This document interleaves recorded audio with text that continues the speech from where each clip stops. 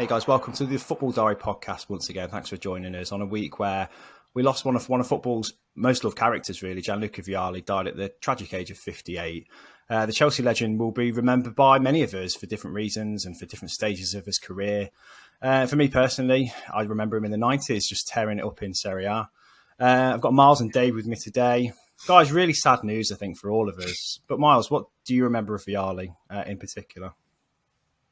Yeah, obviously, you know, my love of Italian football, and what better character than someone like Gianluca Vialli, who actually was one of the first real exports we had into England as well, in terms of foreign players coming over to this country. He was a huge name in the Premier League at that time, and a really successful career at every club he was at. He was so close to achieving ridiculous glory at Sampdoria, only to go on and get it for Juventus. And yeah, someone that really set an example for what an Italian forward could be, and particularly in this country. We saw a lot of really nice, fluid football from Italian players that followed him, like Zola coming in and Di Canio. But Vialli really set the benchmark and continued throughout his career to just be a wonderful professional. I saw footage the other day of him and Mancini's embrace after the Euros final, and there'd be a big part of me as an English fan still kind of bitter about that. And then you see that, you just think it's beautiful for him. Played together up front. Yeah, it was. Lifted that trophy together. I'm glad that he had that moment before we lost him, of course. It's really, really sad news. And it seems quite common in football at the moment. We had Pele last week that we talked about, obviously, Maradona last year, and Vialli already now. It's, really upsetting. Yeah, I think he's the guy that will be remembered as an absolute gentleman as well. He did quite a lot of punditry work, and I think for the younger generation, they probably remember seeing him talking eloquently about football in the last few years. So yeah, Dave Vialli, you must remember a lot of his time at Chelsea. I think that's when most English fans will sort of remember him fondly for, won't they? Yeah, it's a gutting one, really. Just such a lovable guy, and I think a lot of people probably remember him being on Football Italia as well. When he was on there, and kind of the insight that he was able to offer coming from his background, and obviously being around football and playing and obviously in the coaching ways. Obviously, Myles, that video that obviously came onto social media is blown up of him hugging Mancini was just spine tingling, really, and kind of the emotions that gives you, and just watching it, and just really, really sad. And like you mentioned, obviously, he's a lot of people forget about his coaching career, short coaching career in Chelsea, and obviously the success that he had in that as well. And he's a real, legend of the club. And a lot of people, probably even me, really, I was very young, kind of obviously around that time.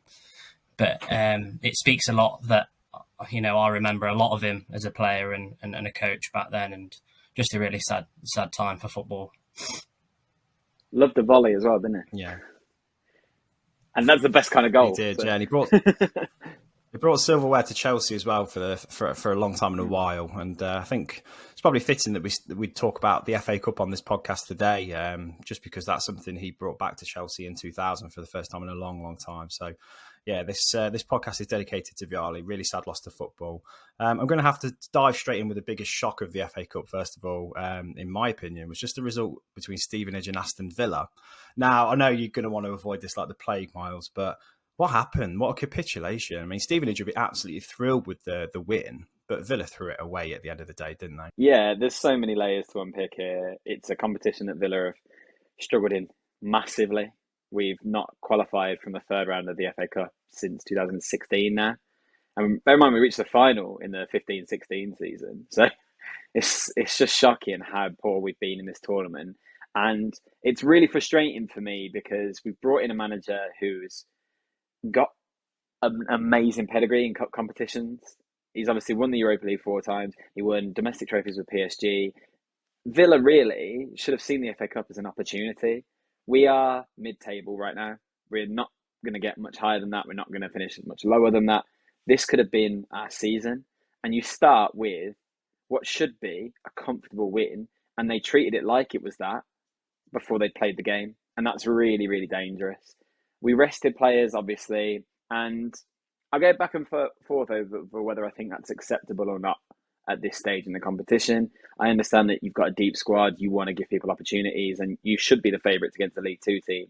But it killed any momentum that we built. There are a lot of players that aren't in the starting 11 right now because they are simply not good enough at this club, and they let us down massively. And credit to Stevenage for taking their chances at the end of the game, but this isn't even a story of, well, Stevenage defended so well and they contained Villa. Villa were just terrible. They were absolutely awful. All the attacking talent that we had on the pitch, and it could do nothing. It was embarrassing.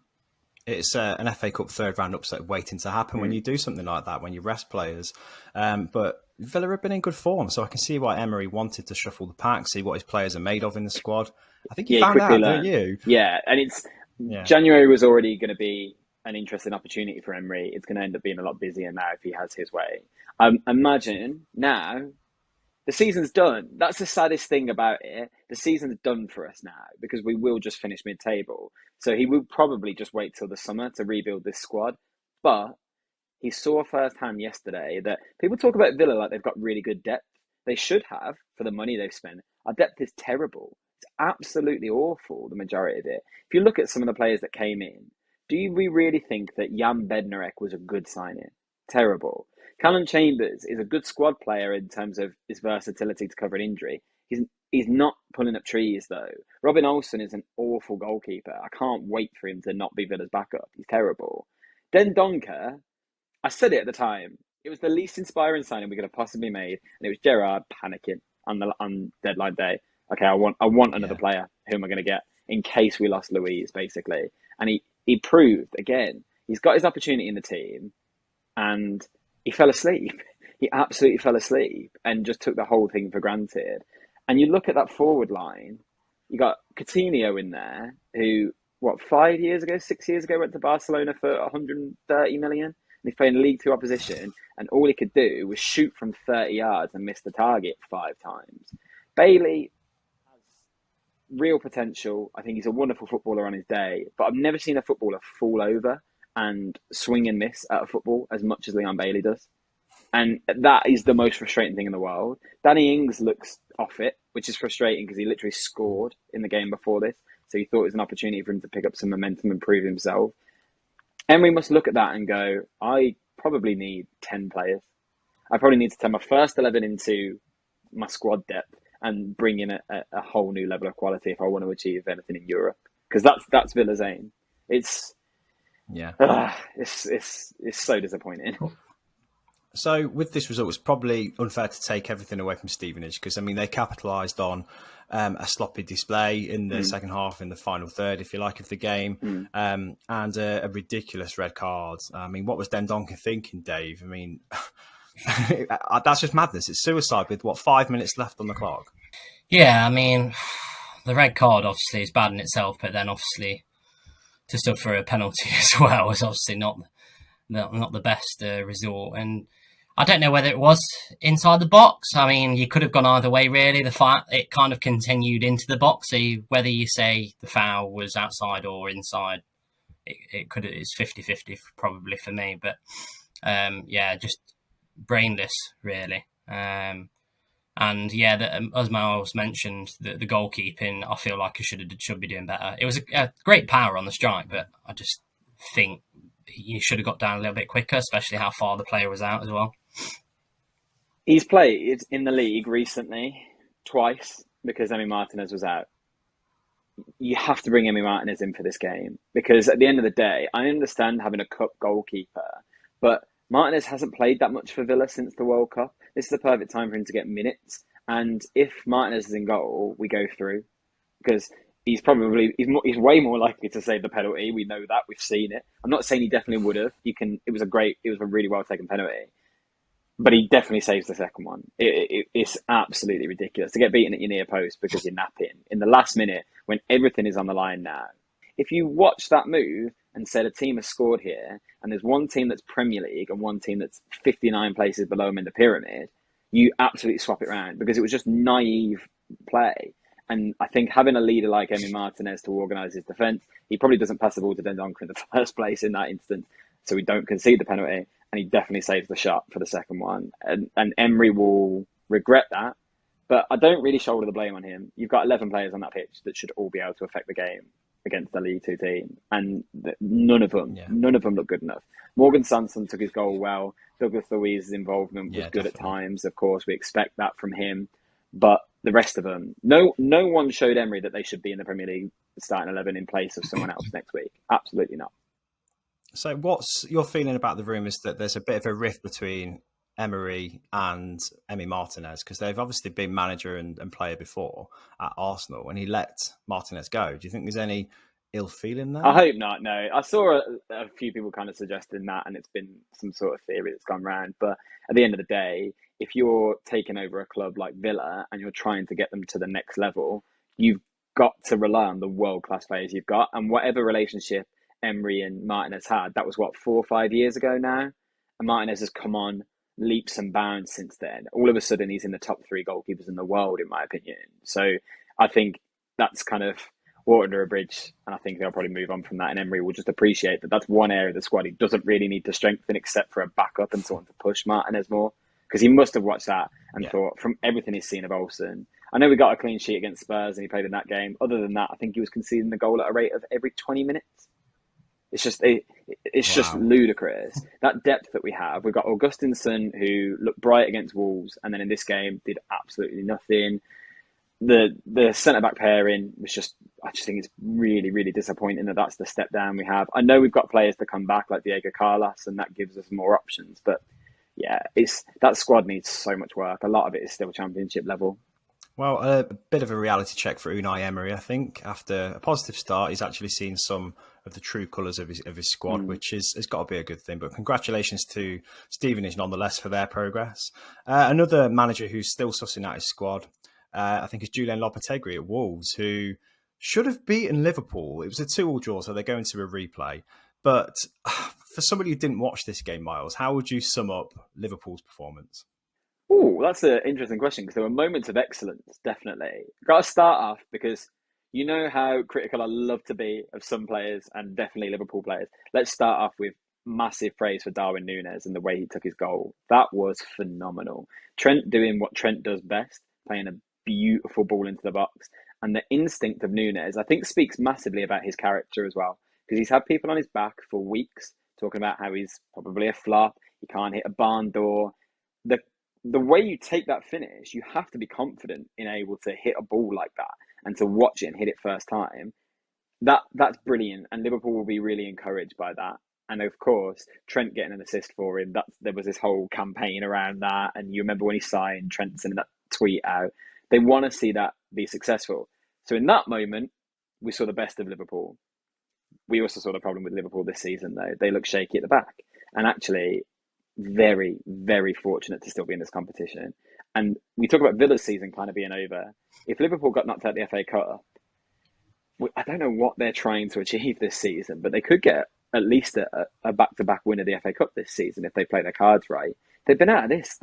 We've got to start talking about this as a really troubling season for them. So I don't really know how I'd define this performance. Yeah. Inconsistent is a good word, I suppose. Let's go back to that one. Yeah, well, the game started off with, awfully for Alisson especially. Can't have given the defence much confidence with his mistake. Dave, talk us through what happened there. It's Guede's first goal for Wolves as well. He's had a pretty poor start to his time there, so he needed that, but it was gifted to him, wasn't it? Yeah, I mean, he could probably be talking about the second goal as well. I don't really know what went on there. But yeah, I mean, we've seen it happen though, haven't we? There's been a lot of close moments over, I'd say, last 2 or 3 years where Alisson has been almost a little bit too brave on trying to play out, or, you know, doing a little Cruyff turn around attackers, and you're just like, this is going to come back and bite at some point. I mean, that's obviously the ways that they want to play and the way they want their goalkeeper to play. So it probably is going to force a couple of mistakes along the way, but we can't give him too much criticism. He's been, you know, arguably the best goalkeeper in the league for the last 2 or 3 seasons. So, but yeah, I mean, Wolves, like Myles said, I think you've got to be a little bit concerned to concede 2 goals against a team that has, you know, been quite famed for obviously struggling to score goals, and they managed to score 2. Should have really been 3, arguably. But I mean, Wolves, I think Oh yeah, there's not really not much of an argument. But I mean, Wolves, you've got to say they've looked actually quite positive the last few games, and in this game, really looked quite threatening to Liverpool. And Liverpool have just got to be concerned. Really, they need to tighten up at the back. I don't know how they're going to do it. The thing is, Klopp's so stubborn that I don't know actually if he's going to change how he wants to play out the back. Look, he's always been the same, whatever team he's been at, and over the last few years. But I just feel like, especially with their defensive problems, I don't know how they're going to navigate their way over the next couple of months until they get Van Dijk back, because they do look at 6s and 7s at times. Even he's not had a good season though, has he? Let's be honest. No, that's true. But I mean, from a Wolves perspective, Myles, what would you feel if you're a Wolves fan? Because I mean, there's a feeling that it shouldn't have been called as offside, the Totti goal, which would have made it 3-2. I think the reason was that there wasn't a decent enough camera angle to say it was a goal. Ludicrous. I mean, that's bizarre at Anfield, isn't it? Yeah, it's absolutely pathetic, to be honest, and I can't believe they've even had the balls to come out with that kind of comment. It's just ridiculous that at a Premier League ground, one of such high regard as well, you've got this system implemented and you can't implement it properly. To be honest, I'm very much of the mindset of there shouldn't be VAR in the FA Cup, because it's ridiculous to me that one game is judged using something that the next game isn't. It's stupid. It's absolutely ridiculous. So turn it off and rely on the decision, and then you can have no arguments. But to know you've got that technology in the background that's meant to eradicate all human error, and then something like offside as well, it's cut and dry. That's not even interpretation. You either are or you aren't. And they still can't get that right in favour of Liverpool. That's so disappointing for Wolves. They will feel cheated. The other thing Wolves will feel is quite excited, though, I think. I think they've made massive progress under Lopetegui. They look such a better footballing side already. I watched them against Villa in the league the other day, obviously, and although they kind of fell apart for the last 20 minutes, there's still signs of progress, because Wolves looked like their season was going to end horribly for them before he came in. And that's an amazing appointment. Giving him time, resources, this window, bringing in Mateus Cunha is a great signing as well. Maybe not as lethal and potent as they need up front, but a wonderful player to add to your squad, definitely. I think Wolves can feel quite encouraged by where they're going. That's the main thing. I was going to say Wolves look more positive, but they couldn't have got much worse, really. But how do you see Jurgen Klopp's feelings, Myles, at the minute at Liverpool? You said he doesn't look happy. I mean, he can't, can he, with results like that? But is he going to stick around for this season? Do you think he's going to see out the whole season this time? I really can't work it out. I go back and forth over it. Liverpool are never going to sack him. And I've said on here before that we saw this period at Dortmund, and I wouldn't be massively shocked if he walked away because he felt like he wasn't up to the job. He's a very sort of, let's say, honourable coach in that sense. Yeah.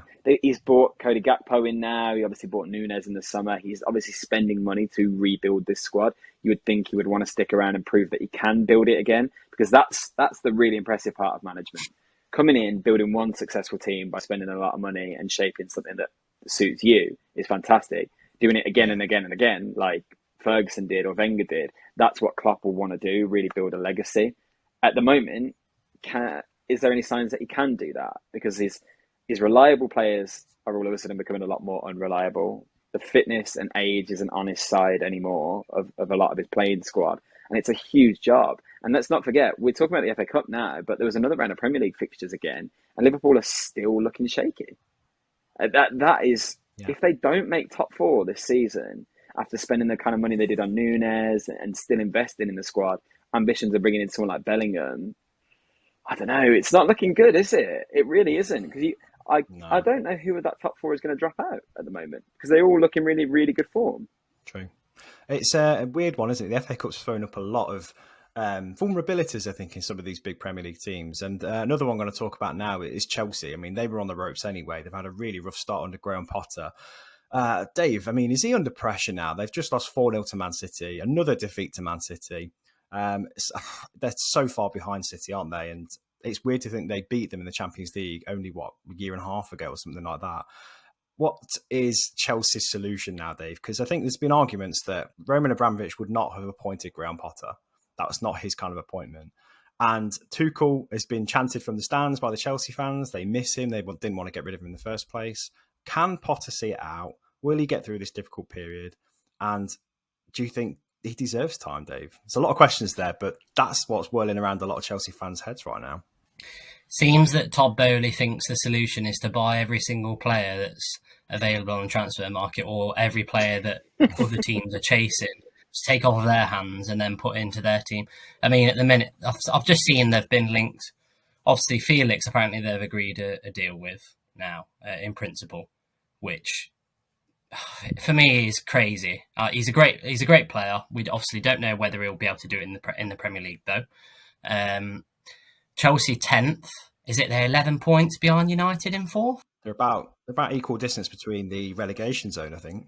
Yeah, and I just don't see what the incentive for him is to go there. He must be really desperate. It seems that Chelsea are the only team that are willing to pay the amount that Atletico want, and Arsenal and United have balked, at the price that they're demanded. And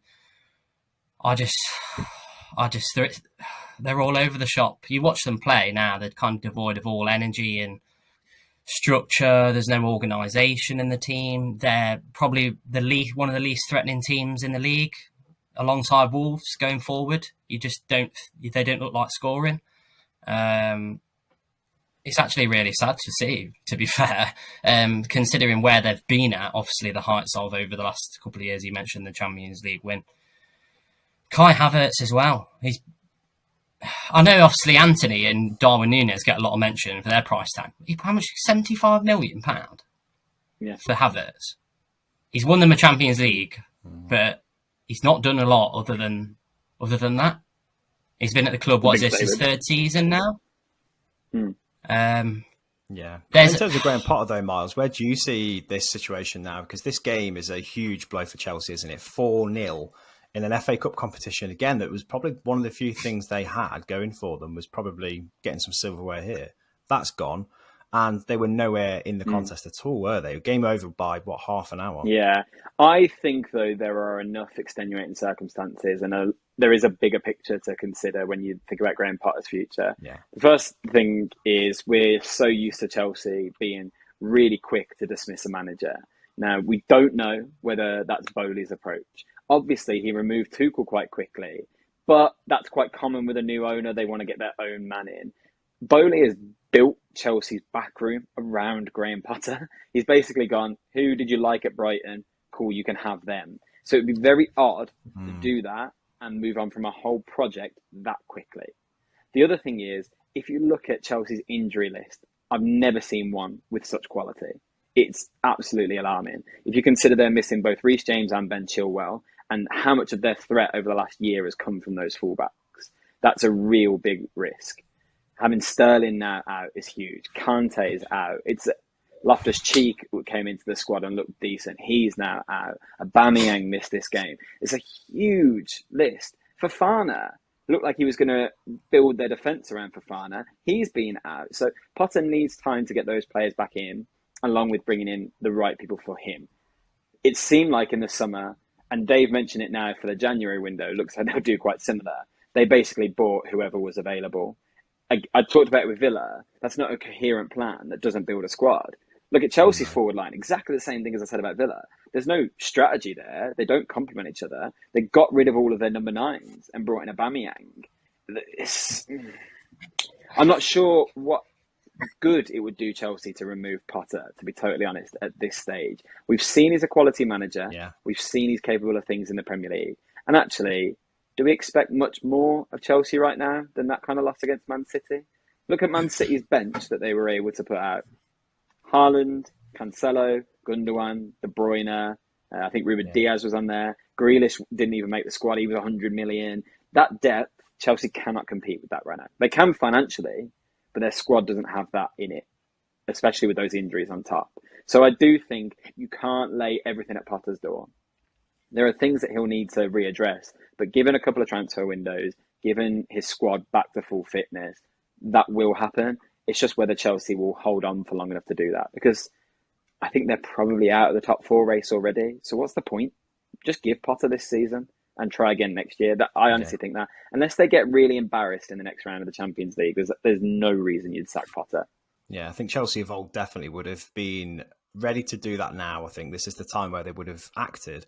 But yeah, this is the like you said, the investment in Potter as a person and his backroom staff seems like they've got him in mind for the long haul. If not the end of the season, then hopefully beyond that. So I think he deserves a bit of slack. And I think there's a statistic about Reece James's influence on this Chelsea team in terms of their points won in the few games he played at the start of the season. Since he's been out of the team, they've barely got any points on the board at all. I don't know if that's down to the change of manager, but he's such an attacking threat for them as well. So bear that in mind. I think I saw that if Ben Chilwell and Reece James start a game, Chelsea win 80% of them or something ridiculous. And it's dropped to, I can't even remember what I read the other day, what it is at the moment, but it's absolutely stunning the influence that has. But it's not a surprise because then your backup options are Azpilicueta, who, as wonderful as a servant he's been to Chelsea, it's a completely different player to Reece James. Nowhere near the attacking threat that Reece James has, or the fitness, or the mobility. And Cucurella, who, this looks like it was the wrong move, doesn't it? He should have gone to City when he had the choice, because that would have been way better for him, clearly. Yeah, there's a few players for Chelsea that we could reel off that have just been, I don't know, spent big money on and not really lived up to it. And in hindsight, I know it's a wonderful thing. They look like a massive overpayment at the wrong stage of their career. So not even Graham Potter signings either. Let's kind of make that clear. So it would be interesting to see what kind of players Potter would bring in, given the resources that Tuchel had. Yeah. Whether we'll get the chance to see that, who knows? But I really hope so. I think most football fans, most neutrals hope so too, because I think he's one of the few bright English coaches at all. So yeah, we need to see them succeed really when given the chance. But a word on City, Dave.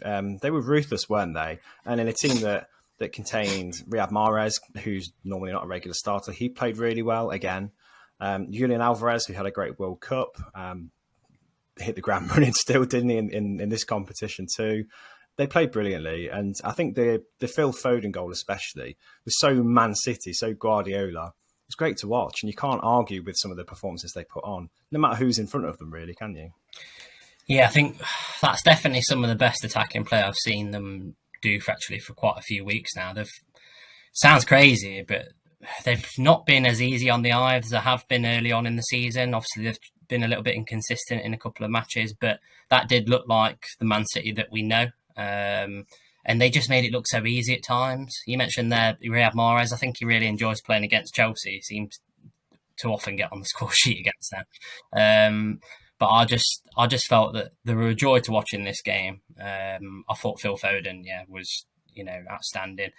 It's just crazy how they can just bring these players in and they perform. There's no sulking. They know what the demands of what's asked of them, and just have the consistency that they do, and everyone obviously contributes. Like you mentioned, the first goal from Mahrez on the free kick was brilliant. Took a slight deflection, but it looked like it was probably still going in anyway. But you can only admire them, and pains me to say as a United fan, but they were definitely at their best in moments, and it was over. It was done by half time, wasn't it? They were just kind of in second gear for the majority of the second half. Yeah. I'd hate to be City's next opponent. Anyway, who's that again? Yeah. Easy. That's about all we've got time to talk about now, really, because it was such a jam-packed, action-packed third round of FA Cup action. Best of the rest then, guys. I mean, for me, I really enjoyed Cardiff Leeds. I thought that was a really entertaining game. And that Luis Suarez-style handball sending off as well was hilarious, because it's so blatant to see things like that happen. So that, for me, is kind of the highlight, other than what we talked about. I thought that was a really entertaining game. It felt like a championship game, no disrespect to Leeds, but that is a kind of game that was played about 2-3 years ago in the Championship, wasn't it? Miles, what about for you? Any other games stick out for you that you want to mention? Okay, so imagine the best football game you could possibly think of. You'd probably have loads of goals, let's say 7 goals, 4-3, so it's quite even as well. You have red card, penalty, direct free kick goal, an underdog winning. It's a Hollywood story. You've got to rate Wrexham knocking out Championship commentary, surely. I mean, I'm a massive It's Always Sunny in Philadelphia fan, so just seeing Ron McElhenney look happy is brilliant, and seeing the investment that those two have in the club, the community, the culture around it. It's brilliant. Watching him tweet about the joy of the FA Cup is just fantastic. I just wish they weren't sponsored by TikTok. That's the only thing that brings it down for me, to be honest. But that was amazing, surely. And actually, there was chances for Coventry to level it up or even take the tie. I think they hit the woodwork 3 times, and they had a chance from a corner in the last sort of minute. It was brilliant. What a great game of football that was. Yeah, there were quite a few entertaining games, weren't there, that were really the epitome of the third round of the FA Cup. Dave, anything else stand out for you, mate? David De Gea. I think the one, yeah. Well, I mean, you could speak of some comedic goalkeeping. There was some bad goalkeeping in the Wrexham game as well. But I think probably one what we've not spoken about is obviously Sheffield Wednesday beating Newcastle. One of the goals that Sheffield Wednesday scored, this goes to your argument earlier about VAR, Miles, was offside. And obviously they don't have the VAR at Hillsborough, so yeah. Obviously drama to see to see these teams. Obviously, they're not a small team. Obviously, Sheffield Wednesday, really big fan base, and just to see them take these scalps is just what makes the FA Cup. Sheffield Wednesday just had the resilience to kind of churn the result out. Yeah, it's been a really interesting third round, and we could go on and on, but that's our pick of the bunch. Next time we talk on the pod next week, we will have all the action of the Carabao Cup quarterfinals to pick through. But also the Manchester Derby will be happening next weekend, so yeah, that's probably the big one for me and you, Dave. And until then, thanks guys, and thank you again for joining us. Please do hit subscribe if you are watching this. Enjoy what you're listening to. We're really trying to grow this year on YouTube and on audio channels as well. So if you're listening or watching wherever you are, just hit a follow or a like or a subscribe. That'd be a massive, massive help. Until then, guys, thanks a lot. Thanks, man. See you later. See you next time.